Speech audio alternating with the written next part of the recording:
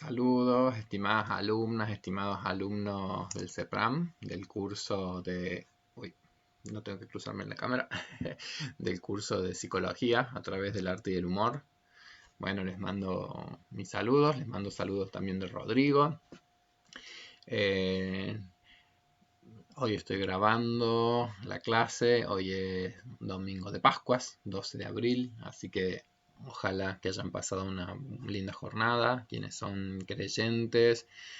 hayan disfrutado de esta jornada cerca de las personas que uno quiere y uno ama,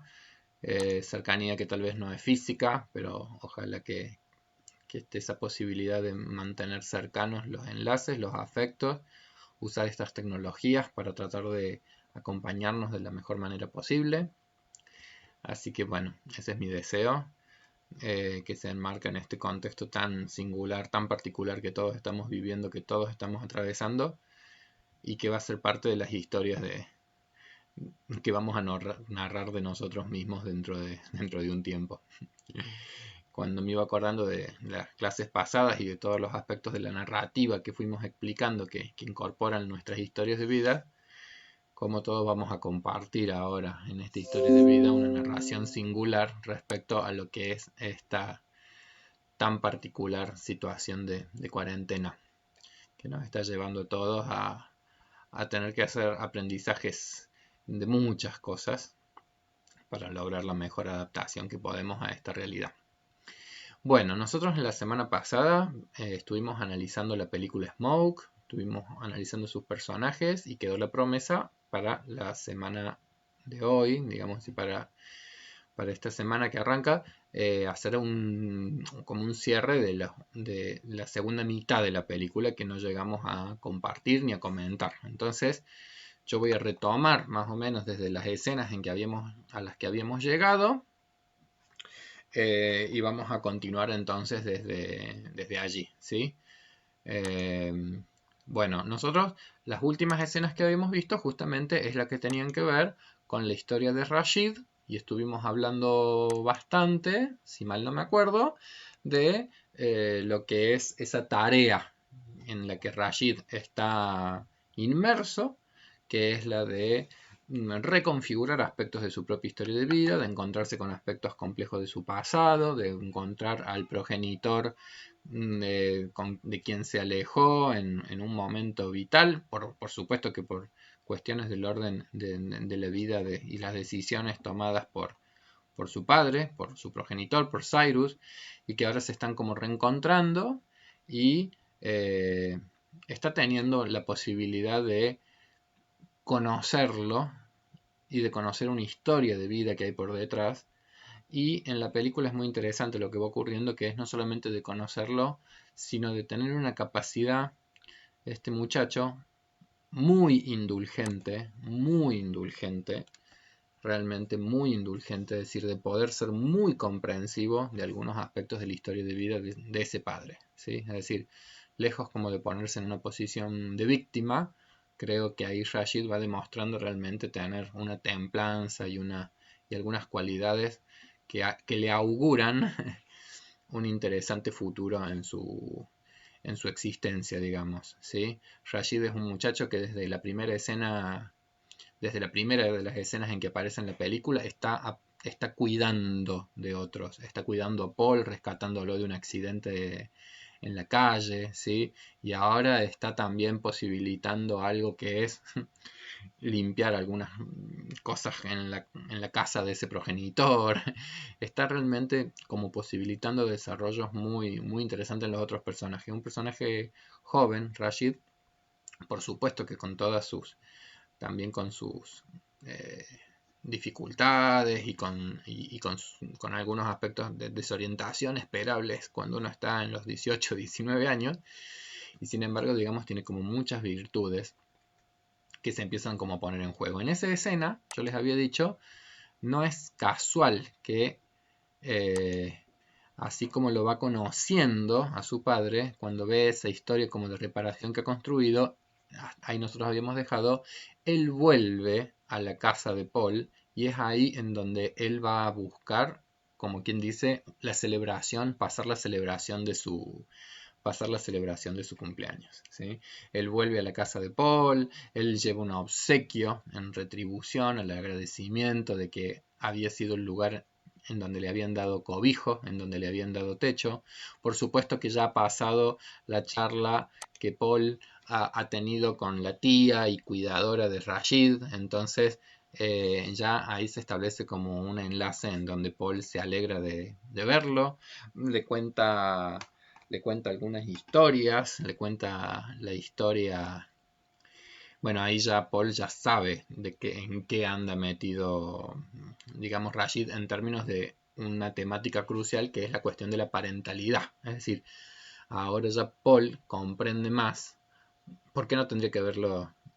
dejado ir, como quien dice, de su casa, y en algún punto empieza a asumir ese rol que quizás estaba necesitando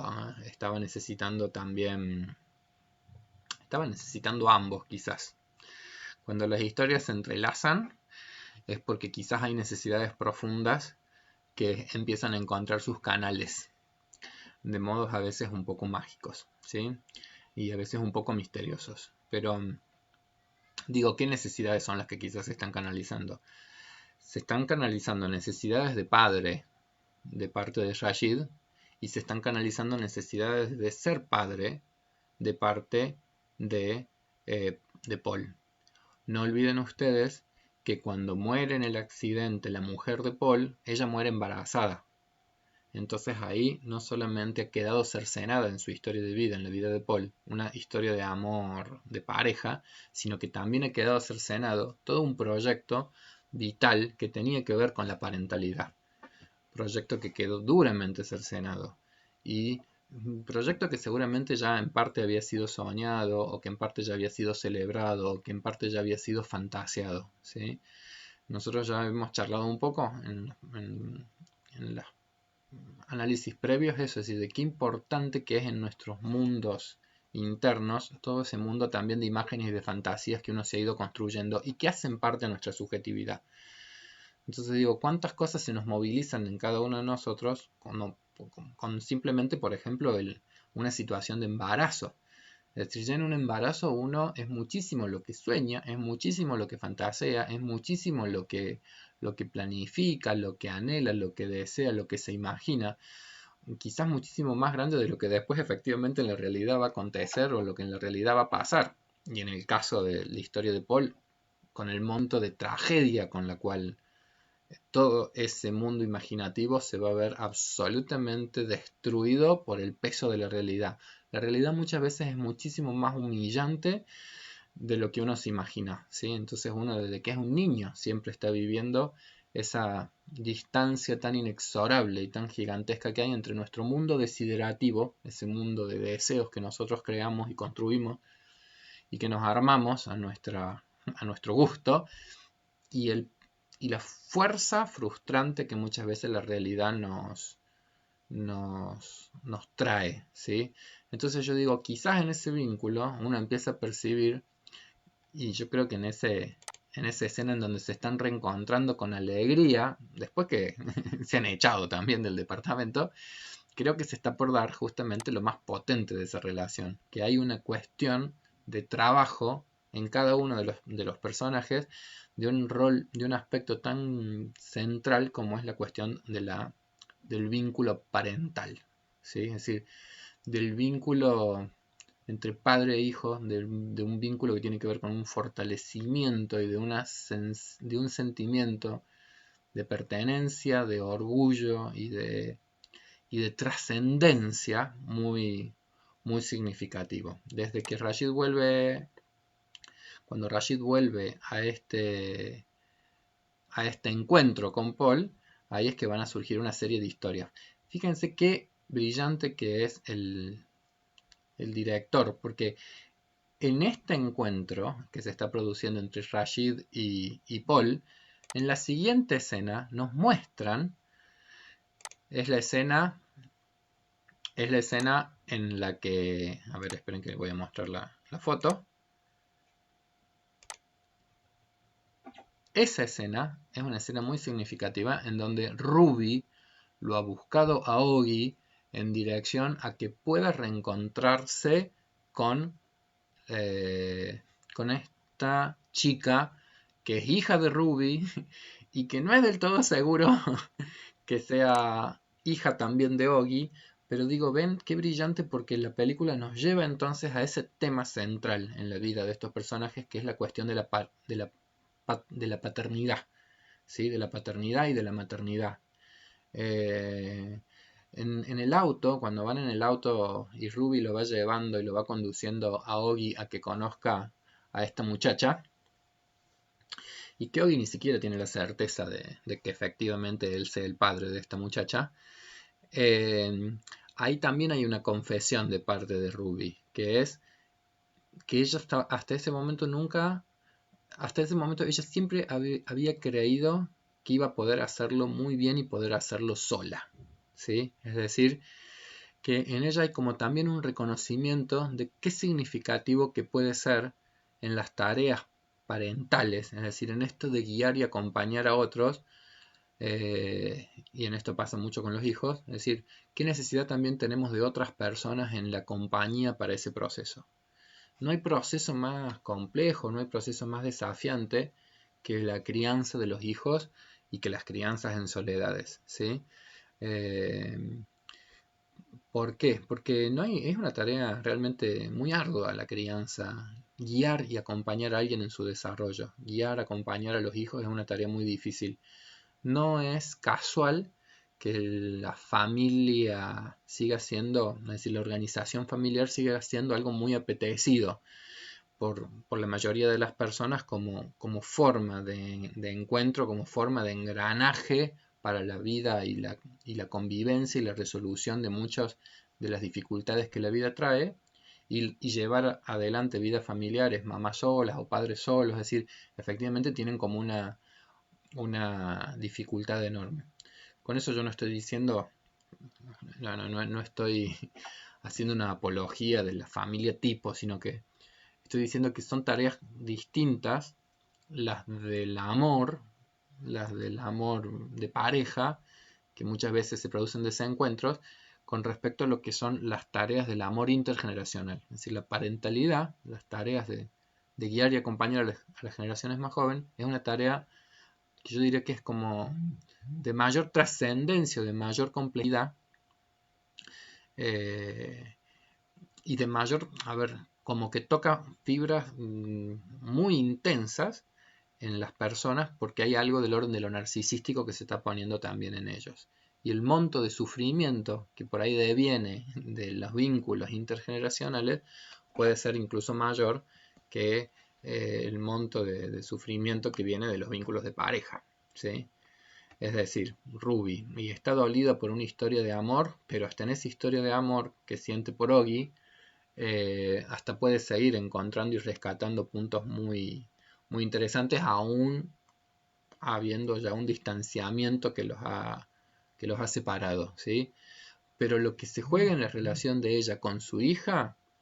es algo de lo cual no hay posibilidad de distanciamiento, ¿se comprende? Es decir, en las relaciones intergeneracionales eh, se juega la intensidad de un vínculo en donde evidentemente que tanto las cosas más amorosas como las cosas más dolorosas va a ser imposible descindirlas. Eh, Aún hasta en Cyrus, que intentó abandonar a su hijo, digamos, decir, bueno, las vueltas de la vida van a mostrarles que aún en esos casos de pseudo indiferencia, aún van a estar siempre como bastante presentes y pesando en la existencia. En los enlaces intergeneracionales siempre se juega algo de muchísima más trascendencia vincular. Entonces yo le decía, qué brillante el autor, porque es como que en esas dos escenas va haciendo como ese pasaje a la temática del vínculo entre padres e hijos, ¿sí? Eh,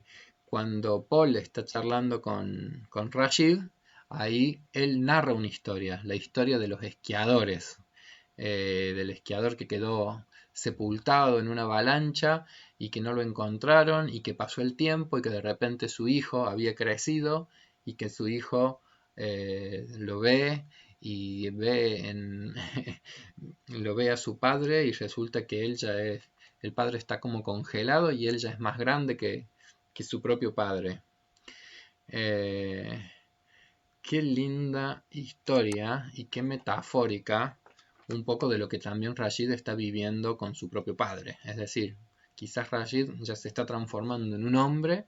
y ahora en este hombre que se está transformando es capaz de ver a su padre también con rastros humanos, que es un poco lo que nos caracteriza a todos nosotros a medida que nosotros vamos envejeciendo. ¿Sí? Es decir, a medida que nosotros vamos envejeciendo vamos construyendo una visión mucho más humana de nuestros propios padres. E incluso Erickson, un autor que tanto mencionamos, decía que una de las claras expresiones de nuestra madurez psicológica vienen del hecho de que nosotros podamos ir teniendo una visión cada vez más indulgente, cada vez más comprensiva de nuestros propios padres. ¿Sí? Que a medida que van pasando los años, vamos necesitando cada vez menos o las imágenes omnipotentes que construimos en la infancia, o las imágenes demoníacas que de nuestros padres construimos en nuestras adolescencias a veces, y podemos ir comprendiéndolos a nuestros padres en una dimensión humana, con sus virtudes, con sus fragilidades, con sus potencias, con sus carencias, pero en algún punto teniendo esa mirada cada vez más indulgente, que vendría a ser también una comprensión de nosotros mismos como seres que seguramente también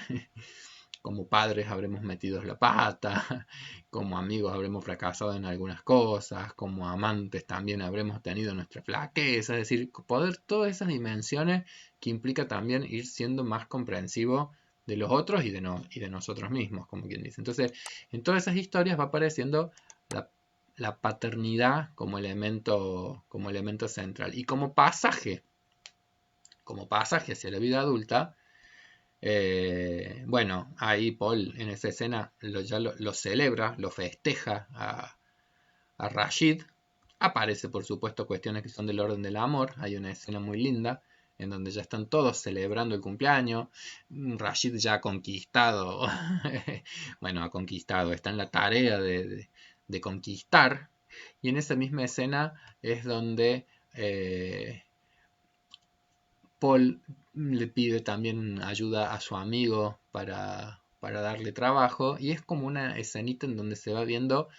cómo Rashid justamente va entrando al mundo adulto, va entrando a luchar con esas dos grandes tareas que tiene la vida adulta, que son las ideas de la productividad laboral, el de transformarse en una persona productiva para el contexto en el que uno va a vivir, y también las dinámicas y las dialécticas del amor, de los vínculos amorosos, de los enlaces amorosos, ¿sí? Cuando están nuevamente reunidos, ahí va a aparecer, y esta escena es la que lo marca, la que lo muestra, el secreto que todavía Rashid estaba guardando, ¿sí? Y que lo había, de hecho, guardado en su propia, en la casa de Paul, ese dinero, y entonces ahí aparece ya esa verdad o ese secreto que todavía no se había revelado,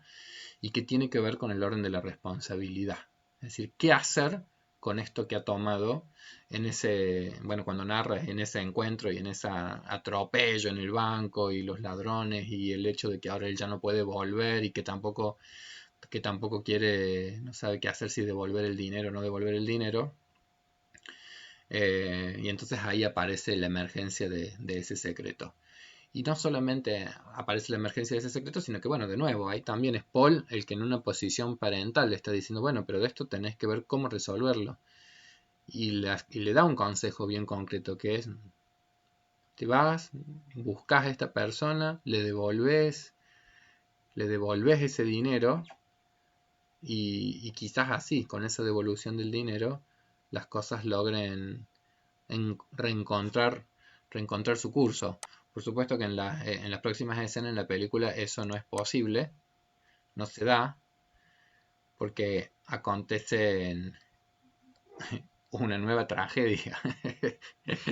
Yo lo digo con cierta risa. La escena es el muchacho que ya está trabajando en la cigarrería de Oggy, pero se ha dejado una canilla abierta mientras chusmeaba revistas pornográficas y se ha arruinado, y ha sido la tragedia para Ogi la tragedia de que todos esos habanos cubanos en los que había invertido tanto dinero, bueno, ahora todo se echa a perder. Y sin embargo, y acá viene la decisión que va a tomar. Vieron, hay como una escena en donde no sabe qué hacer. Está enojado, está furioso, está enojado con él, el amigo también está embretado en esto, fue un favor de amigos, y en esa escena es donde él les entrega, como quien dice, toma una decisión que es, bueno, reparar, pero reparar con ese dinero que a su vez viene con esta historia complicada de haber sido ladrón que ha robado un ladrón y un dinero que va pasando de una mano a otra mano. Y creo que ahí viene toda una metáfora muy interesante, que es el sentido de esta posesión material, el sentido de esos billetes que han ido cambiando de manos en manos de bancos que en realidad tampoco son los dueños del dinero y que a veces se lo adueñan. Qué complejidades que tiene la vida, no sé si se comprende, es decir, bancos que son poseedores de dineros pero que en realidad son de personas y que se lo adueñan otros y que se lo termina adueñando Rashid y que termina en la casa de Paul y que va a las manos ahora de Ogi y que van a terminar en otro destino, ese dinero va a terminar en otro destino,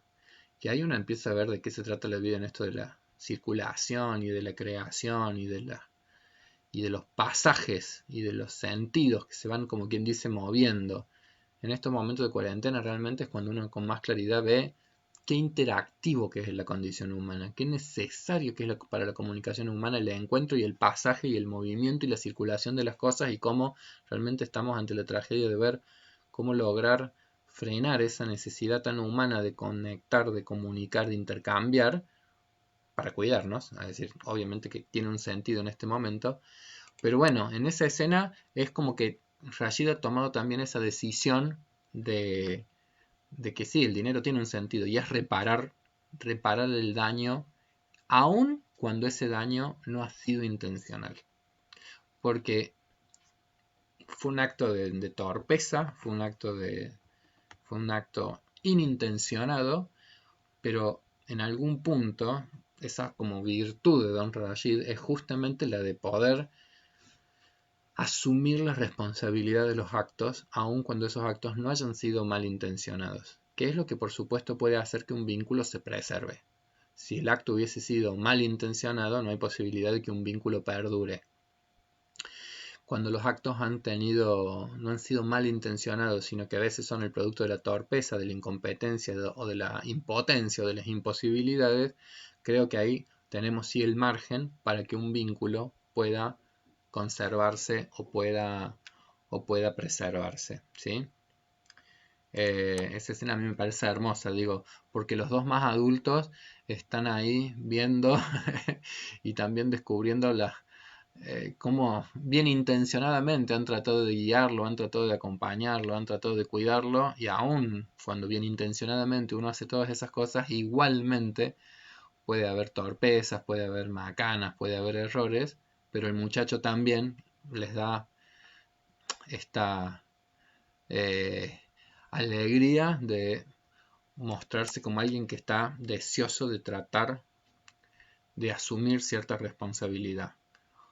Insisto, con sus dimes y diretes, porque así como asume esa responsabilidad, en la próxima escena, cuando los matones están buscándolo eh, y él lo percibe por la ventana, nuevamente sale corriendo y se aleja y no puede del todo hacerse cargo del embrollo en el que ha metido a quien es ahora su protector y que al mismo tiempo se está transformando en una víctima de todos estos encuentros y desencuentros de esta historia. Bueno, voy a hacer un cortecito en este punto porque necesito hacer videos no tan pesados para que los podamos subir a internet, y en una segunda parte vamos a hacer el análisis que nos está faltando.